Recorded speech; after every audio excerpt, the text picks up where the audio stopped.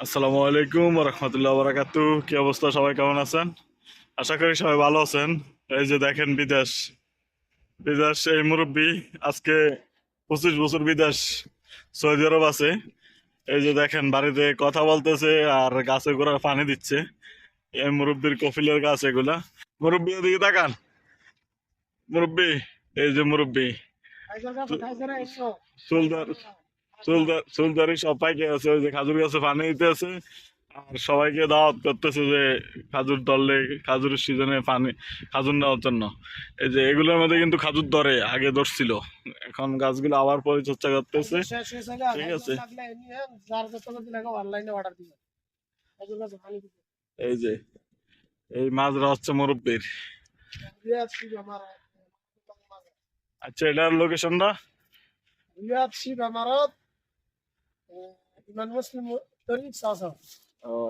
মানে ইমাম রোডের নাম হচ্ছে ইমাম মুসলিম, ঠিক আছে।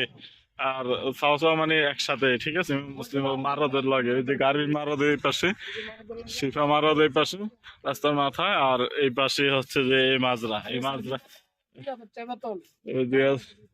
12 ঘন্টা ডিউটি, 2000 টাকা স্যালারি।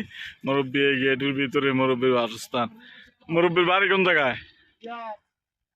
বগুড়া। মুরব্বীর বাড়ি হচ্ছে বগুড়া।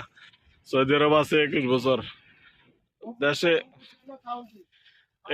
21 বছরের ভিতরে 5 বছর রানিং এসে একবার বাড়িতে গেছিল, তারপর আর বাড়ি যায় নাই।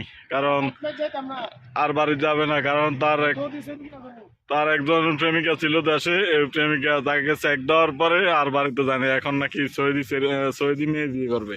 ঠিক আছে, তো সবাই এই মুরব্বীর জন্য দোয়া করবেন। সবাই ভালো থাকবেন। আল্লাহ হাফেজ।